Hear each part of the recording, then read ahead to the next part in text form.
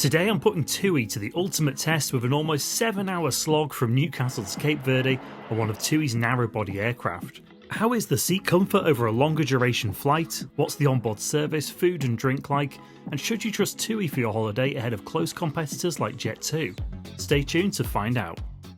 Right, morning. This one definitely has potential to be a bit brutal today. 6.5 hours on a standard economy seat in a narrow body. Ideally, you prefer them to have their Dreamliners on this route so you can at least book a premium economy seat, but not an option for today. So yeah, potential to be a bit uncomfortable, but hopefully a small price to pay to get away from the cold UK and get on holiday. So let's get going.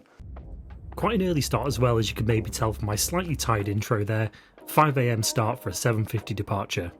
Arriving at the airport, the check-in for TUI is primarily done via self-service bag drop, and it was nice and quiet this morning with no other TUI departures anytime near ours today. Now, I'm not overly a fan of the self-service bag drops. I always think that I'll put the tag on wrong or I'll mess up somehow and the bag won't make it, and I'd much rather that be someone else's fault instead of mine. But hopefully I'd be reunited with my case once we arrive in Cape Verde at the end of the journey. After check-in, we then breezed through security and made our way over for a quick stop in the lounge, which we accessed via Priority Pass. And after a pretty quick and mediocre breakfast in there, it's very soon time to go get on board our flight. Down a very empty and quiet corridor, before eventually landing in a holding pen for a bit of a wait before heading out to the cold Newcastle morning.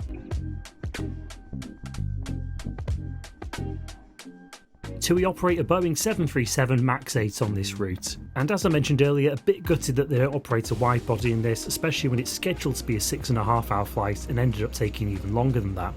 We were hoping to be able to get the extra space seats at the exit row, but unfortunately these were all taken at the time of booking. We did manage to pay for extra legroom seats however, and that was at a cost of £61 per person per leg, so that should at least give us a little more legroom in our seats of 17A and B. Aside from those passengers requiring assistance, we managed to be the first on board and went to get settled into our seats just behind the exit row, where we could look longingly at their superior legroom. It's a bit of a weird bit of marketing that our seats are called extra legroom, whereas the seats that actually have the most legroom are sold as extra space seats. But first impressions were very positive. A decent amount of padding in the seat that was a lot more comfortable than our Jet2 flights had been the previous month. There was also a decent sized seat pocket, something that Jet2 didn't have, and a good sized tray table with some nice modern features as well, like a seat back USB charging, not USB-C unfortunately, but there was also Wi-Fi available, which we'll check out once we get underway, which unfortunately wasn't quite what we thought it would be. And then in the literature pocket there was a menu, a shopping brochure and a magazine. Above the seat there were individual reading lights and air vents. And in terms of the overall comfort of the seat, it had a good pitch, nice amount of knee room. There was no adjustable headrest, which was a shame for a flight of this length, and the armrests were quite firm. A small amount of recline was available by pushing this button, but given the limited space, I didn't want to use it to encroach on the passenger behind. I know that's something that people have quite strong views on, but on these types of planes I just think reclining on someone's quite harsh. Whilst waiting for boarding to complete, I had a quick browse of the menu, starting with the important part, the booze.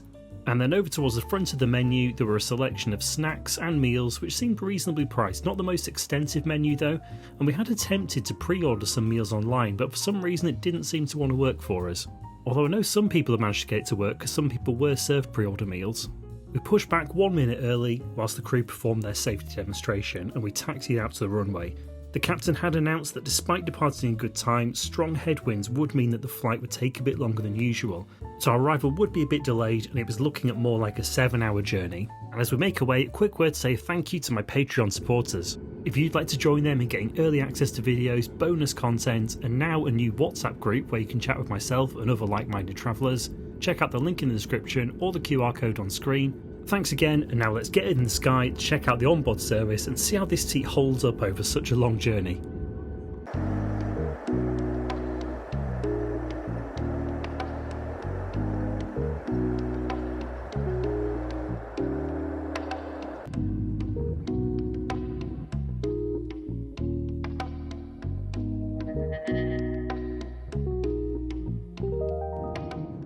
Once up in the air I decided to try out the Wi-Fi. Now unfortunately this turned out not to be a true Wi-Fi service, but messaging was available for £5 for the flight, and a pass to stream movies was available for £4.25. There was also an option for buy on board items, but this never actually worked properly. but you could access an in-flight map from here too, and at least there was no charge for that. I didn't think £5 was worth it just for messaging, so I didn't end up going for that, so I can't tell you how effective it was. And I also decided not to pay the £4.25 for the entertainment pass. I had downloaded plenty on my tablet, so I just settled into watching some Netflix on that, whilst waiting for the onboard food and drink service to start up. And as the sun slowly began to rise above the clouds, the crew announced the start of the meal service. I placed an order for a ham and cheese toastie, and there didn't seem to be many people placing orders, which did surprise me given the length of the flight, but maybe it was a bit too early on for most people. It did take quite a while for the food to be prepared though.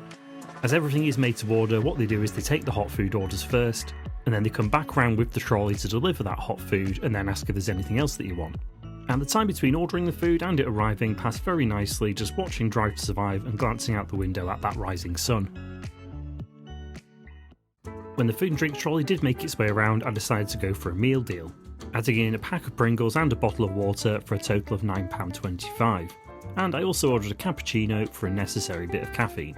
The ham and cheese toastie was okay. I thought the presentation and quality didn't quite match up with the promotional images in the menu.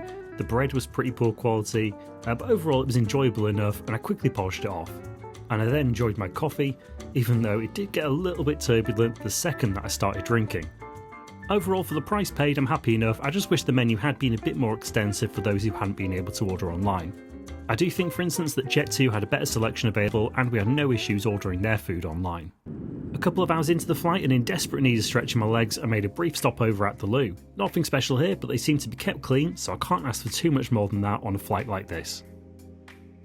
Back at my seat, they soon started the duty-free shopping, with an announcement about everything that was available, but I won't be buying anything today.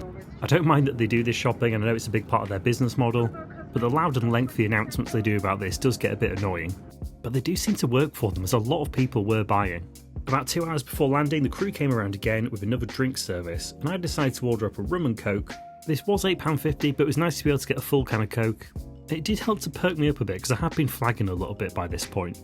I was getting a little bit tired and my back was starting to hurt a bit from sitting in this seat for a long time, but I was enjoying things a lot more sipping on my rum and coke and continuing on with Drive to Survive. The rest of the flight seemed to go a bit quicker after that, and it wasn't too long before we started to make our descent into Cape Verde. So how was this flight overall and how do I rate TUI? Look, overall it was a good flight, but nothing special. Service was perfectly friendly, albeit a little slow at times. The seat comfort I definitely struggled with over the course of a 6.5 hour flight, but it was a much better seat than a similar length recent flight with Jet2, and I would have no issues at all with this TUI seat on a shorter flight to somewhere in Europe, for example. I did feel a bit like the extra legroom we paid for wasn't super noticeable on this one, although I'm sure I probably would have noticed the lack of it if we didn't pay for it. So if the extra space seats in the exit row aren't available, I would still probably recommend paying for the extra legroom seats if you're doing as long a route like this. And especially because it did seem like the extra legroom seats had the highest number of empty seats, as not many people seem to be willing to pay for it, so you do increase your odds of having an empty seat next to you if you pay for that. In fact, on our flight home from Cape Verde, we were fortunate enough to have the seat next to us free, and that seemed to be the case for a lot of the extra legroom seats at the front of the plane. That made a huge difference to the comfort of that return flight, also helped by the fact that the strong winds were going in our favour on the way back and it was a much shorter route. But yeah, definitely worth the extra £61 if you are a bit taller and if your budget can cover it. Now, I have talked quite a bit in this video about how I thought the experience compared to a recent flight we did with Jet2, and whilst the seat is definitely better on TUI, there were a lot of things that Jet2 did that I actually preferred quite a lot. That flight we took with them as well was a pretty interesting one because we did get a few additional perks due to the type of Jet2 holiday we booked. So if you do want to see how this TUI experience compares to that we had on Jet2, I'd highly recommend giving that one a watch next. Thanks very much for watching and hopefully I'll see you in the next one.